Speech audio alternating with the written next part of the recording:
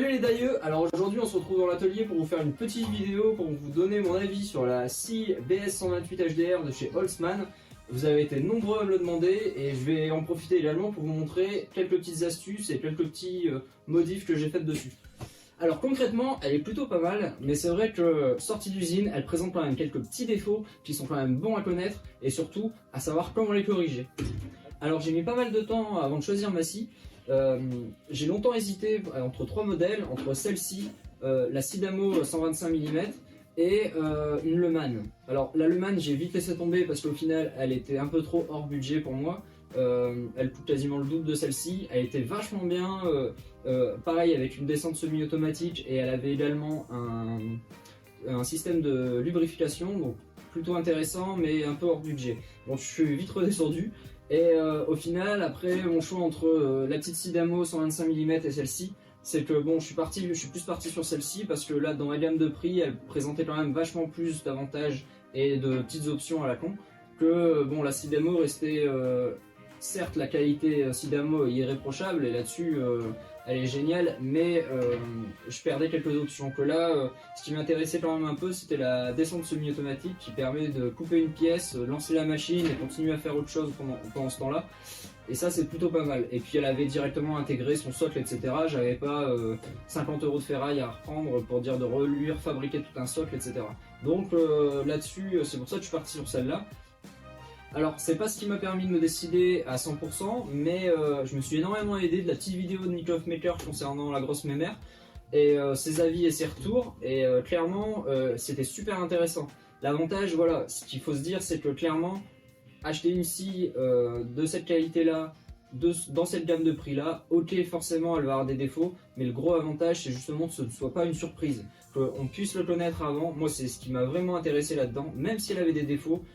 Le fait de les connaître avant même de l'acheter, le fait de pouvoir savoir grâce à Nikov comment les corriger et même en corriger encore d'autres, etc. Franchement, c'est ce qui m'a permis de me décider là-dessus. J'étais super confiant en l'achetant et voilà. Et clairement, forcément, j'ai eu plein de surprises. Mais je suis quand même très content de mon achat. Elle m'aide énormément. Son budget, ok, qui peut être assez conséquent quand même, entre 500 et 600 €. Clairement, j'ai pas encore refait le calcul, mais vous pouvez même pas vous imaginer les économies de disques de meuleuse que j'ai économisé grâce à elle. Et clairement, je pense qu'il y a une sacrée différence là-dedans. Et bon, je vais pas vous faire une vidéo test complète de A à Z avec plein de morceaux de ferraille, etc. Tout ce qu'elle est capable de couper et tout, parce que bon, là, moi, principalement, je vais me baser vraiment sur toutes les petites modifs que j'ai réalisées dessus, etc. Et afin de me faciliter le travail. Alors pour commencer, on va parler un peu de son support. Bon, dans l'ensemble, une fois qu'il est monté et bien serré, ça bouge pas, il est plutôt bien, assez pratique parce qu'avec ses roulettes à l'arrière et son petit manche de devant qui permet vraiment de pouvoir le déplacer un peu partout comme on veut, etc. Donc ça c'est plutôt bien. Mais le seul gros hic, c'était justement tout ce qu'il a fallu faire pour pouvoir le monter. En fait, la plupart des trous ne correspondaient pas, etc. Jusqu'au point où les 4 vis qui tiennent la scie dessus, eux-mêmes non plus, étaient pas du tout axés. Donc bon, il a fallu bidouiller un petit peu, etc. Et un peu forcer un peu sur les filetages, mais bon, dans l'ensemble, ça a été. Et concernant la scie, j'ai eu une belle petite surprise en la déballant. Et en la montant, en fait, je me suis rendu compte que la lame d'origine que j'avais avec était complètement pliée à un endroit. Et quand je vous dis pliée, c'était un beau pliage, hein. Donc ça, clairement, pour plier une lame comme ça, j'ai beau essayer de faire dans tous les sens, etc., la replier, la chauffer, la redurcir, et la refixer, etc., à chaque fois elle déraillait. Donc j'ai abandonné, heureusement et je les ai même reçus d'ailleurs avant la scie, et heureusement j'avais acheté un lot de lames juste avant, en même temps que je l'ai acheté pour dire au moins j'en ai d'avance au cas où, et j'ai bien fait parce qu'au moins j'ai calé directement dessus une lame bimétal. Et parce que vraiment la lame là, c'est à croire même qu'ils n'ont pas testé la machine en usine, parce que clairement avec un pliage comme ça sur la lame, c'est très difficile de la garder dans son axe. Alors niveau réglage, bon, j'ai passé pas mal de temps dessus, j'ai vraiment pris mon temps, etc. Ce que j'ai fait tout de suite aussi, c'est que j'ai changé tout de suite les six roulements de lead de chaque côté, où j'ai mis des SKF sous les avis de Nikov Maker. Et clairement, je le rejoins tout à fait là-dessus, hein, ça m'étonne pas du tout parce que voilà, tout le monde essaye à chaque fois de faire des petites économies là où est-ce qu'ils peuvent. J'ai souvent le souci sur des gros moteurs industriels où on a plein de petits moteurs bas de gamme qui en fait les roulements qui sont à l'intérieur sont de très mauvaise qualité. Pour dire d'économiser, au lieu d'acheter des roulements à 2 euros le roulement, ils vont acheter des roulements à 10 centimes. Mais au final, alors c'est clair, sur 200 machines, ça peut se ressentir financièrement, mais clairement à l'usage c'est un peu débile. Mais bon, donc j'ai pas hésité hein, pour vu ce que ça coûte, je les ai changés direct, au moins je suis tranquille et j'ai pas de souci avec ça. Et après concernant donc les réglages, ça a été plutôt bien. Là ici, j'ai pas le souci sur celle-ci, mais alors ici, j'ai un gros doute sur le filetage parce que on serrant bien, mais pas trop non plus. Bon, j'ai l'impression qu'il est un peu faiblard le filetage ici, ce qui fait que si vous l'achetez, si vous en réglez une, faites très attention, ne serrez pas trop fort non plus, parce que ça peut vite, je pense que le filetage dans la fonte est peut-être pas top quoi. Après, concernant le réglage ici de la poulie, bon, comment dire, bon, il marche, hein, mais clairement, moi, je suis au max. Là, j'ai plus du tout de possibilité de réglage. Je suis au niveau du plateau, en fait, au niveau du plateau de la poulie, je suis complètement au max comme ça, et je suis complètement buté. Mais bon, au final, le réglage fonctionne, mais je pense qu'il manque un peu de réglage. Et pourquoi? Parce que je vais vous montrer là tout de suite. En fait, la poulie qui se trouve ici, j'ai vraiment l'impression qu'elle est complètement voilée d'origine. Et c'est hallucinant, ça se voit vraiment à l'œil. Mais bon, alors clairement, ça peut fonctionner hein, sur des scies à ruban, oui, ok. Mais là, clairement, sur des scies à métaux qui ont souvent tendance à dérailler s'ils manquent un peu de précision, là, ça peut faire une sacrée différence. Alors concernant la descente semi-automatique et son petit vérin, moi clairement je trouve que c'est plutôt pas mal parce que ça permet de lancer la découpe d'une pièce et de continuer à tracer d'autres, etc. Et puis elle s'éteint directement automatiquement grâce à une petite pièce toute pont, hein, très simple mais super efficace, hein, où on peut la régler précisément. Heureusement d'ailleurs parce qu'elle a souvent tendance alors pas forcément à se dérégler, à se desserrer parce qu'il y a un contre-écrou, mais la pièce en métal en elle-même en fait a un peu tendance parfois au fur et à mesure à se plier un peu et donc ça a du mal à faire contact. Mais franchement ça marche, système simple mais efficace. Concernant son actionnement, bon, par contre là, je trouve ça un peu faiblard. Alors moi aussi, j'ai perdu la petite pastille qu'il y avait au-dessus avec la graduation, qui est vulgairement collée. Franchement, c'est un peu honteux. Mais bon, clairement, je me pose encore la question à quoi ça sert la graduation, parce que c'est vachement plus facile de régler la descente hydraulique à l'œil que à l'aide d'une graduation. Donc clairement, bon, ça fait le taf. Après, moi, par contre, je serais plus tenté d'avoir une bonne grosse poignée un peu plus costaud ou un bon petit volant, parce que là, clairement, ça, c'est un peu faiblard de temps en temps. Quand elle est bien serrée et que ça colle un peu, clairement, c'est un peu difficile des fois à le desserrer de manière assez précise. Mais à l'occasion, quand je lui ferai faire une petite purge, j'essaierai de changer et de mettre une vraie grosse poignée à la place, quoi. Et quand je ferai cette purge, je pense que j'essaierai de rajouter un peu plus d'huile parce que là, clairement, ça manque cruellement d'huile hydraulique parce qu'en fait, on a l'impression que le système n'est pas du tout rempli à fond, ce qui fait qu'au final, elle a tout ça comme jeu. Mais bon, après, dans l'idée, ça fonctionne. Ou peut-être que c'est dû au vérin, c'est comme ça et pas autrement, quoi. Donc, je verrai à l'occasion quand je ferai sa purge, mais bon, c'est pas bien méchant, mais c'est vrai que c'est chiant quand on fait que ça, la remontée, etc. D'avoir ce jeu-là, c'est un peu chiant. Alors on passe à la suite avec ici donc la petite poignée qui permet de desserrer la lame pour la nuit. Bon, clairement, je rejoins Nikoff aussi là-dessus, c'est que par habitude, je la desserre jamais. Et clairement, c'est peut-être un peu con ce que je vais dire, mais mais j'ai toujours peur que si je m'amuse à chaque fois à la serrer, desserrer, que au final, tout le système de réglage ici prenne du jeu ou quoi, et que vu que je suis déjà au taquet, bon, clairement, je préfère pas y toucher. Alors, ça peut avoir des incidences sur la lame, mais je pense que clairement sur la durée de vie d'une lame comme ça, pour un usage, on va dire, allez, semi-pro, je m'en sers ultra régulièrement, mais pas non plus, je fais pas 200 coupes par jour, mais je pense que ça va peut-être user un peu plus vite la lame de pas la desserrer, mais clairement on n'est pas à quelques jours près, je pense. Alors, petit défaut suivant, il se trouve ici, justement dans les deux petits caches rouges qui se trouvent ici de chaque côté de la lame.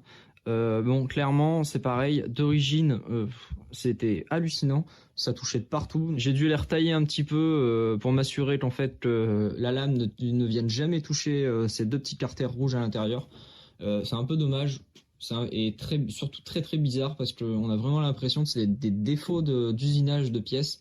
C'est pas forcément une pièce qui aurait bougé pendant le transport ou quoi. C'est vraiment, on a l'impression qu'elle elle est pas du tout la bonne forme qu'il faudrait, quoi. Donc bon, petite modif super nécessaire à faire quand même, quoi. Alors, petit défaut suivant, bon, et pas des moindres, il s'agit de la graduation, à nouveau ici. En fait, on a ici la petite pastille qui se trouve ici du point 0, qui est juste légèrement collée, et je trouve ça un peu naze.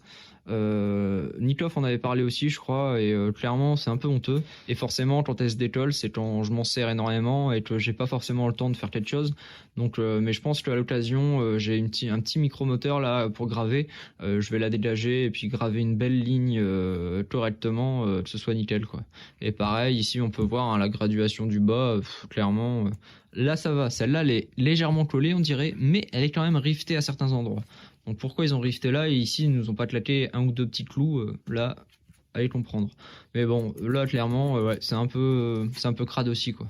Ça aurait le mérite peut-être aussi de s'amuser à graver très finement, donc démonter le socle et puis et graver à la place de la petite raidelette, mais bon pour l'instant ça marche comme ça et puis on verra par la suite si ça lâche, et ben je m'amuserai à faire une jolie petite gravure au micromoteur. Et pour remédier à ce problème, en fait, j'ai réalisé deux petites butées.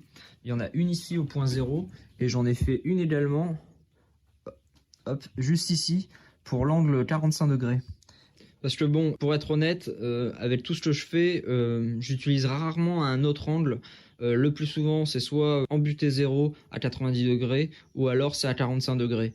Et le plus souvent, si je fais un autre angle intermédiaire, et ben dans ce cas-là, j'utilise le petit pastille à la con. Mais sinon, au moins, dans le pire des cas, si j'ai envie de revenir rapidement à mon point 0, etc., ou si je fais régulièrement des coupes droites, des coupes à 45 degrés, là au moins je peux le faire super rapidement et super facilement. Ces petites butées-là, dans cette forme-là, en fait, d'une semi-éclipse, et c'est vrai que c'est tout con, mais ça permet justement d'avoir des butées réglables. Donc en pointant précisément plus ou moins près du 0 degré, percer, fileter, et ensuite on dessert la pièce. Et l'avantage avec cette forme-là, c'est qu'on peut régler la butée vraiment ultra précisément. Alors, petit défaut suivant, ça concerne l'axe du bras.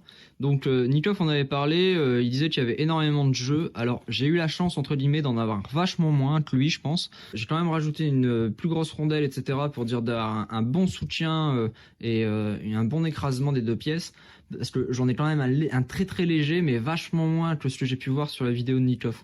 Alors si vous avez aussi vous le problème, donc soit c'est très très minime et ça suffit en fait, un bon serrage nickel et un graissage suffit pour pas avoir de jeu, ou alors si vous avez énormément de jeu, et ben je rejoins Nikov aussi là-dessus, de faire une petite entretoise, si vous avez un tour à métaux, ce serait nickel. Alors maintenant on va passer à l'étau, où là ça a été vraiment la grande guerre des réglages. Alors pour commencer, en fait, j'étais pas du tout parallèle à la lame. Alors vous allez me dire, ouais mais il suffit de régler les litres de lame, mais clairement j'étais quasiment à fond embuté sur les litres de lame, que j'étais pas encore parallèle. Donc ce qui fait qu'au final j'ai dû rajouter un petit fer plat par en dessous pour bien le rééquilibrer. Et là maintenant, là j'ai eu un bon niveau là-dessus. Après ici j'ai rajouté également des rondelles, parce que cette pièce là elle avait énormément de jeu. Elle avait beaucoup trop de jeux, c'était monstrueux. Là, elle en a légèrement un, mais ça qui suffit amplement pour, juste pour bouger. Et au moins, elle en a pas plus, quoi. Et ce qui permet d'éviter ici d'avoir un trop grand écart où parfois certaines pièces ne tenaient même pas. Donc là, au final, j'obtiens plutôt un bon réglage là-dessus, quoi.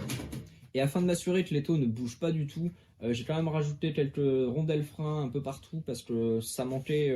Ceux d'origine étaient vraiment pas top, quoi. Et alors le gros défaut de cet étau, c'était cette fameuse plaque, où pareil, Nikov a eu le même souci également, c'est qu'elle était pas du tout perpendiculaire à la plaque. Donc ce qui fait que en travaillant un peu avec des petites rondelles, etc., là on peut le voir, je pense. Voilà, là vous le voyez bien. En fait, j'ai dû rajouter quelques rondelles à l'intérieur que j'ai remelé, etc. Et là, ça me permet vraiment d'avoir un très bon parallélisme dans les taux et au moins, j'ai pas de souci avec des pièces qui bougent, quoi. Alors j'avais peur sur le coup que cette partie-là, en fait, à force, il y a un léger jeu parce que bah, justement, elle est pas bien à plat contre l'autre pièce, mais au final, bah non, ça marche, elle bouge pas d'un poil. Et en plus de ça, la rainure qui est formée à l'intérieur entre les deux pièces, et ben, elle s'est complètement remplie de métal, de petits copeaux, et ce qui fait qu'au final, ça donne aucun jeu à la pièce, quoi. Et ici, regardez, on peut la revoir un peu mieux. Là, ici, on retrouve donc la butée de l'axe 45 degrés où je vais vous montrer quand on tourne la pièce.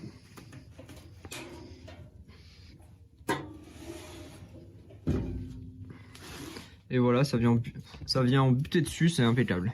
Et puis, on peut y aller, c'est du costaud. On peut la taper, il n'y a aucun problème. Voilà, c'est terminé pour les taux. Donc, n'hésitez pas, je leur dis.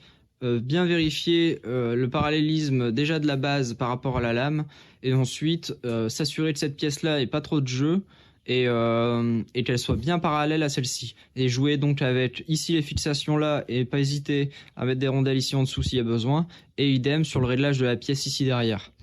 Et puis sans oublier, et ça je vous conseille énormément de le faire tout de suite avant que ça vous arrive, parce que moi clairement ça m'est arrivé, forcément j'étais sur un projet, il fallait que je me dépêche etc de finir, et c'est forcément à ce moment-là qui m'a lâché, c'est concernant le petit volant.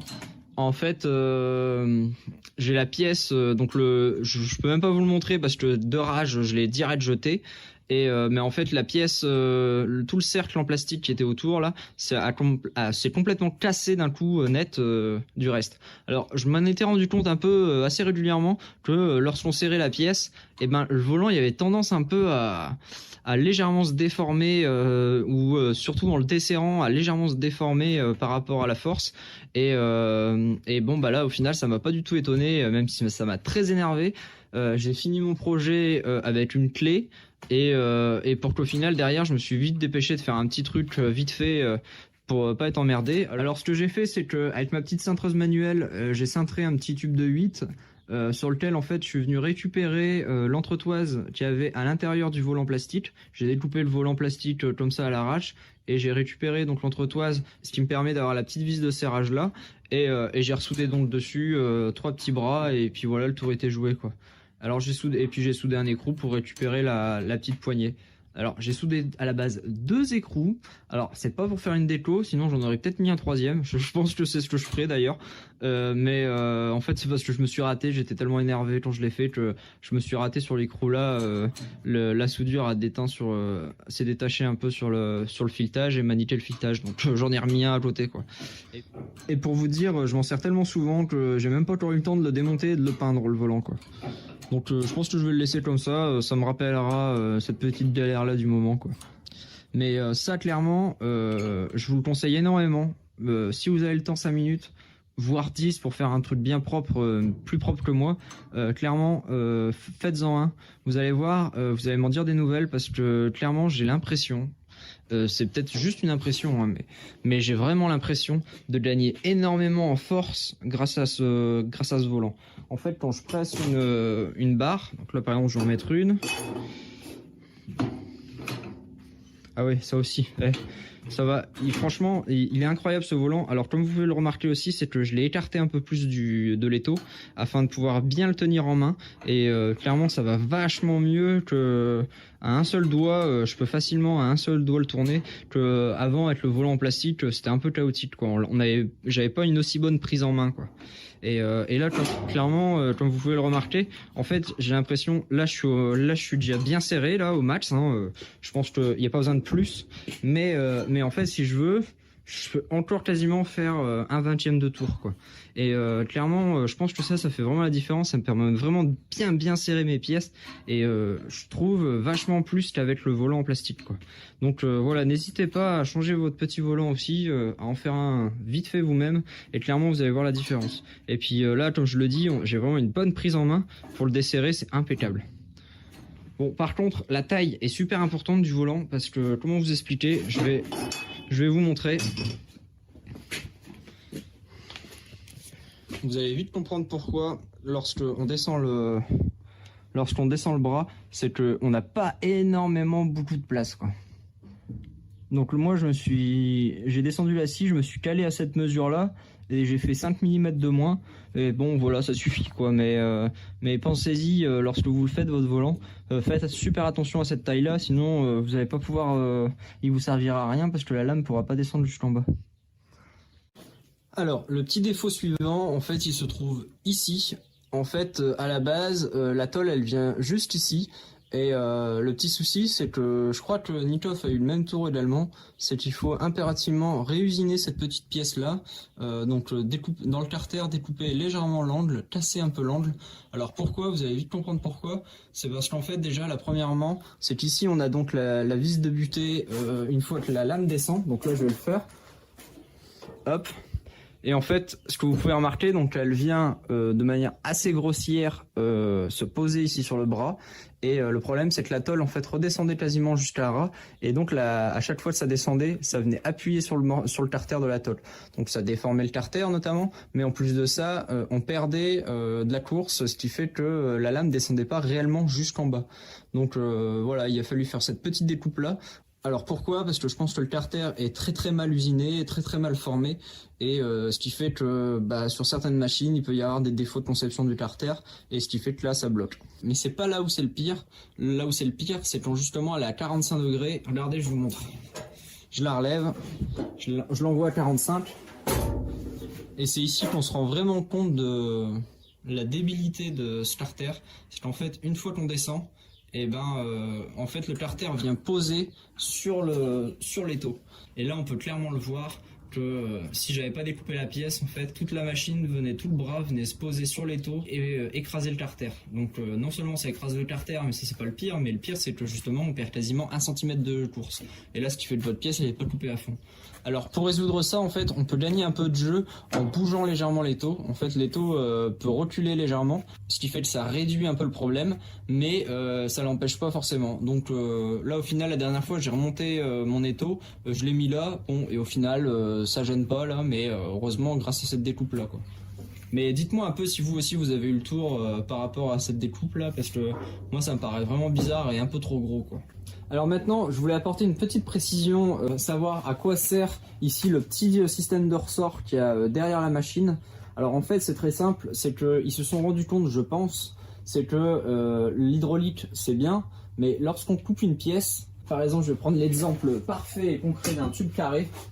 Alors pour vous expliquer un peu rapidement, lorsqu'on coupe un tube carré, on a donc la lame, le bras qui vient se poser en pression au-dessus du tube carré.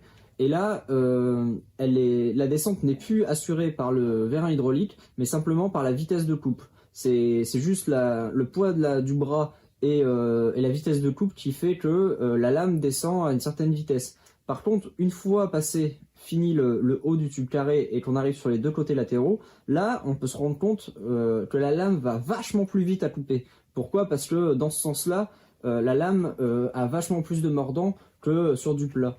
Donc au final, le petit hic, c'est justement ce passage, ce changement de vitesse là, et le souci c'est que le vérin hydraulique, à la base, est capable de l'absorber justement et de générer une course très propre et très régulière. Le seul problème, c'est que à partir du moment où on a un obstacle, où le bras vient en buter quelque part, l'huile hydraulique passe de l'autre côté légèrement, et ce qui fait qu'à partir du moment où il passe cette pièce là, c'est là où la vitesse d'un coup elle accélère et ensuite hop, elle ralentit pour continuer sa course avec l'hydraulique. Donc bien réglé, ça permet de justement venir contrer un peu l'effet de double vitesse entre la vitesse exercée par le poids du bras et la vitesse une fois qu'il est revenu sur le vérin hydraulique.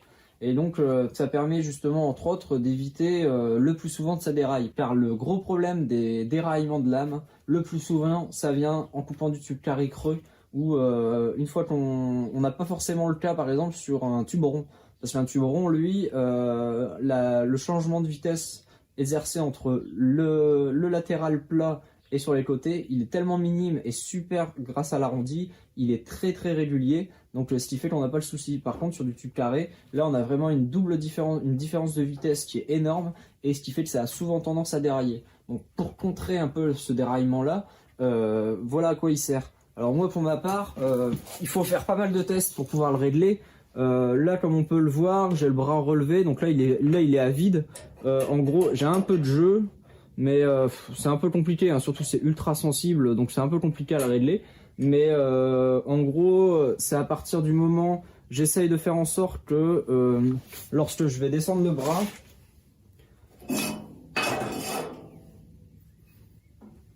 je fais en sorte que une fois que ici ça passe que la lame passe l'étau, et ben que là je suis déjà bien amputé déjà sur le ressort, quoi. En gros, regardez bien précisément, à partir du moment où je descends la lame, à peu près à 5 mm au-dessus de l'étau, là, j'attaque le ressort. Et là en fait on peut se rendre compte un peu de la différence, c'est quand regardez là, comme on peut le voir au milieu de course, en fait c'est pas, j'ai toujours du jeu, mais l'avantage c'est que le jeu il est vachement plus doux. Il est pas brutal, que si par exemple j'enlève le ressort,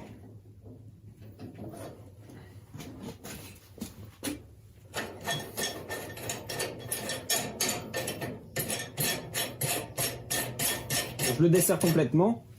Que là par exemple je reviens sur mon milieu de course, je rebloque. Que là le jeu il est vachement plus agressif, quoi. Et ce qui fait que la lame peut avoir parfois tendance à légèrement sauter. Et ce qui fait que si la lame saute et qu'en ratterrissant, ça se passe sur un microseconde, hein, et sur un millième de millimètre. Mais si la lame, en redescendant, en recognant, elle se bloque lorsqu'elle est sur les deux, en train de couper les deux parties latérales du tube, et ben c'est là le plus souvent où elle déraille. Donc parfois on peut contrer ça. Quand je coupe du tube carré, ce que je fais, c'est que j'ai tendance parfois c'est à faire attention, à la surveiller quand même, et au pire, au moment où je sens elle va passer sur la découpe des latéraux, où là elle va descendre à coup sec, hop, je la retiens légèrement. Et ce qui fait qu'en la retenant légèrement, hop là elle continue sa course après sans aucun problème, il n'y a plus besoin de la tenir. Mais faites très attention à ce changement là. Et ça c'est vraiment ce qui fait la différence par rapport au fait que la lame déraille, quoi.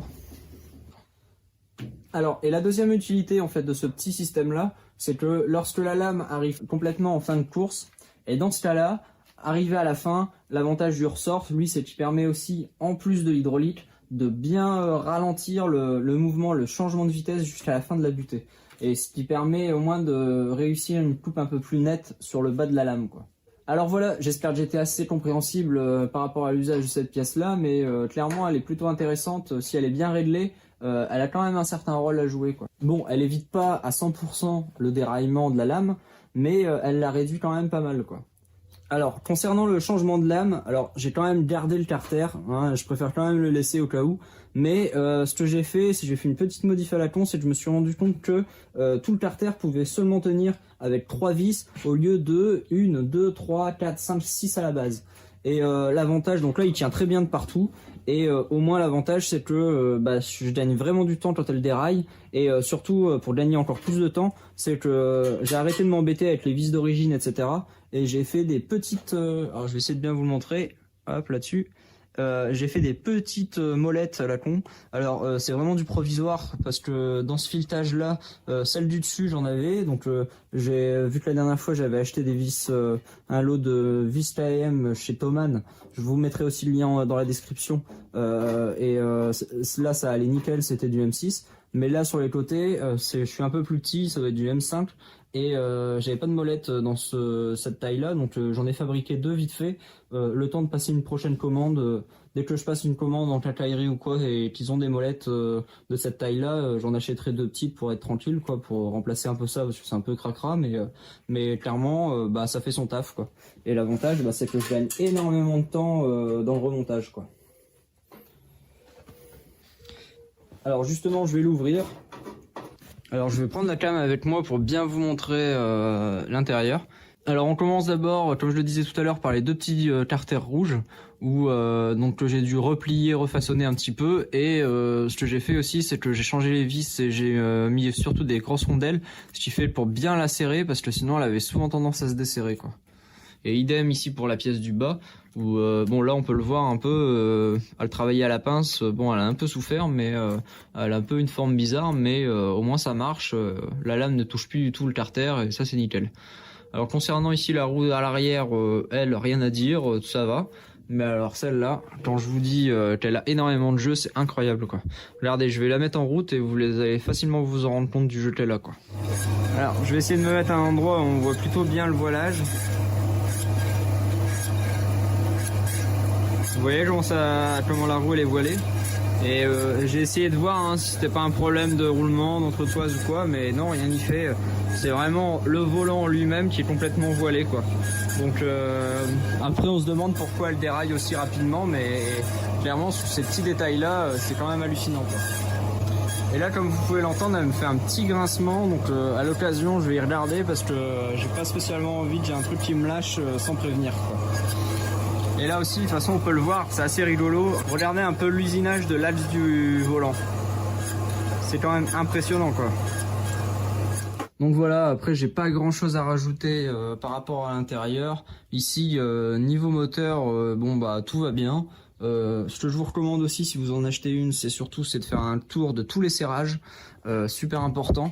Et alors oui, si un petit truc aussi, c'est que par rapport à ce volant, en fait, il me semble, je me souviens plus très bien, mais si je suis quasiment certain que en fait ici j'avais rajouté une rondelle ici derrière le volant afin de pouvoir ressortir un peu plus le volant de l'intérieur de la machine et permettre à ce que la lame reste un peu plus dans son encoche quoi, dans sa gorge. Et au moins ça a peut-être quand même permis de réduire un petit peu les déraillements quoi. Après, niveau compartiment moteur, bon bah rien de spécial à dire, hein, ça va, le moteur est quand même bien en place, il bouge pas d'un copec, donc bon bah tout va bien là-dessus. Vérifiez bien quand même que si vous en achetez une, faites le tour de tous les serrages afin de s'assurer, on ne sait jamais, sortie d'usine on peut vraiment avoir des tours. Et là, au niveau de la courroie, donc ça va, rien à dire, il n'y a aucun jeu ni rien sur les poulies, donc tant mieux heureusement. Et pour vous dire un peu, moi me trouve actuellement, je travaille sur la vitesse moyenne de chaque côté. Et je trouve que la vitesse de coupe est plutôt pas mal. Ma lame elle chauffe pas vraiment, donc ça va. Et dites-moi aussi, tenez en commentaire sur quelle vitesse vous travaillez avec votre Holzmann pour voir un peu échanger là-dessus, parce que bon, c'est toujours un peu compliqué de se dire quelle est la bonne vitesse. Moi perso, sur cette vitesse-là, je trouve que c'est vraiment bien. Elle va pas trop vite et donc elle chauffe pas trop mais elle est pas trop lente non plus pour bloquer au moindre truc quoi. Donc bon.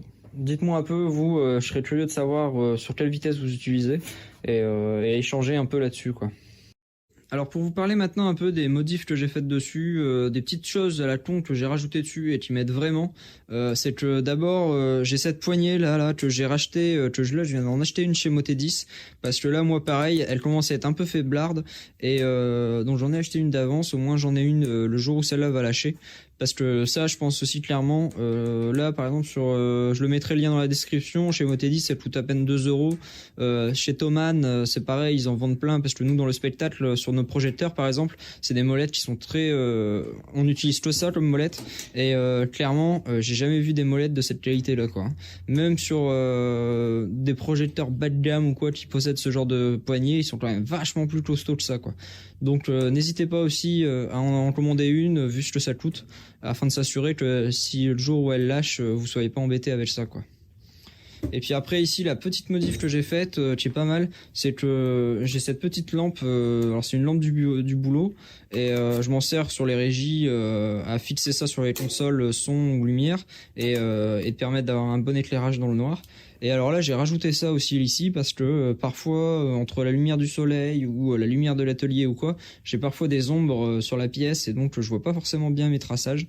Que là au moins avec une petite double LED comme ça à pile, ça me permet d'avoir une belle vision sur ma pièce à couper.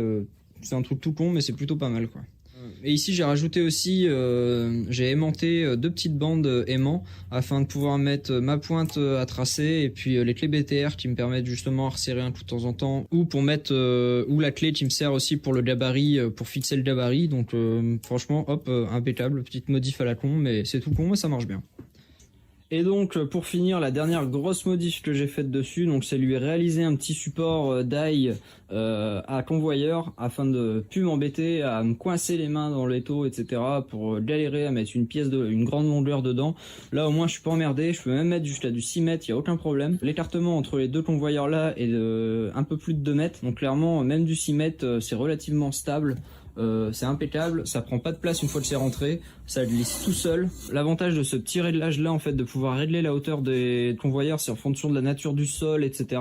Ça vous permet de toujours être ici super nickel et bien à plat sur les taux. Et une fois que c'est replié, ça prend vraiment pas de place. Et je peux toujours transporter la machine par la poignée, ça lève en même temps le support et ça gêne pas du tout. Et alors la petite modif que j'ai rajoutée qui est pas dans la vidéo de la réalisation de ce support là, que je vous conseille aussi à le faire. Regardez, je vous montre, c'est que j'en ai rajouté un troisième juste ici.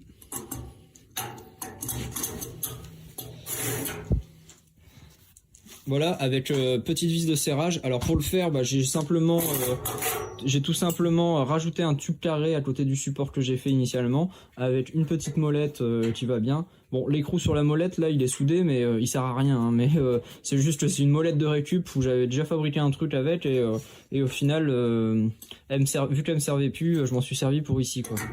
Et donc là, l'avantage, ça va nickel. Là, ici, il pose bien à plat sur les taux. On le serre quand même pour pas qu'il bouge. Et au moins là, ça me permet d'avoir un troisième convoyeur à cet endroit-là.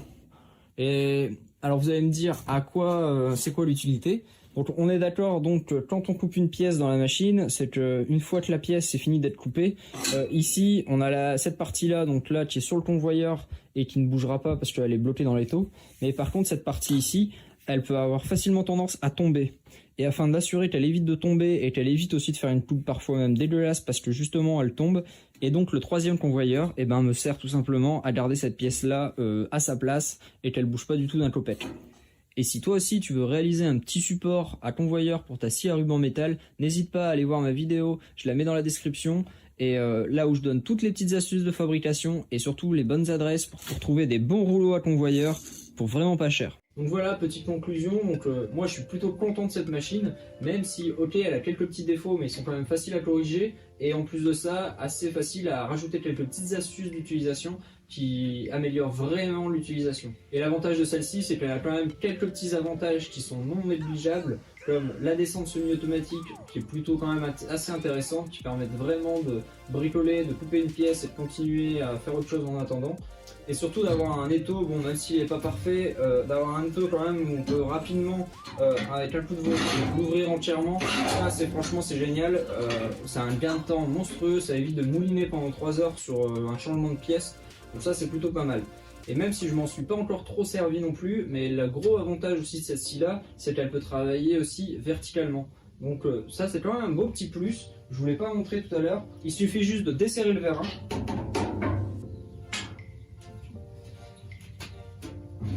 Et au moins on peut s'en servir verticalement. Donc et puis là dans l'idéal c'est que cette petite pièce là, alors Holzmann le fait mais c'est de manière démesurée pour juste une simple pièce de métal, mais il est super facile d'en refaire de refaire une platine complète qui vient de se fixer ici pour avoir une scie à ruban classique. Bon, c'est plutôt intéressant, mais bon, juste pour des petites pièces, parce que là, forcément, dans ce sens-là, on n'a pas beaucoup ici d'écartement, donc on a un petit centimètre à peine, donc on ne peut pas non plus tailler des grosses pièces, mais souvent ça peut dépanner, quoi. Et pour finir, je voulais dire un grand merci à Nikov Maker d'avoir donné son retour sur la sienne, parce que ça m'a vraiment permis d'avoir une grande vue d'ensemble sur la machine et sur ses défauts, et clairement, ça m'a vraiment aidé à me rassurer sur le fait de dire et si je partais sur cette machine là, quelles seraient mes surprises. Et donc clairement c'est ce qui a vraiment fait toute la différence. Donc Nikov, un grand merci à toi. Et n'oublie pas, pour ne rien rater des projets brico, déco et outillage d'ail, abonne-toi à la chaîne. Et pour suivre toute l'actualité entre les vidéos, les projets en cours et les projets à venir, et avoir plein d'autres astuces d'ail, n'hésite pas, abonne-toi également sur Insta. Allez, je vous dis bonne continuation, bon bricolage et à bientôt les dailleux.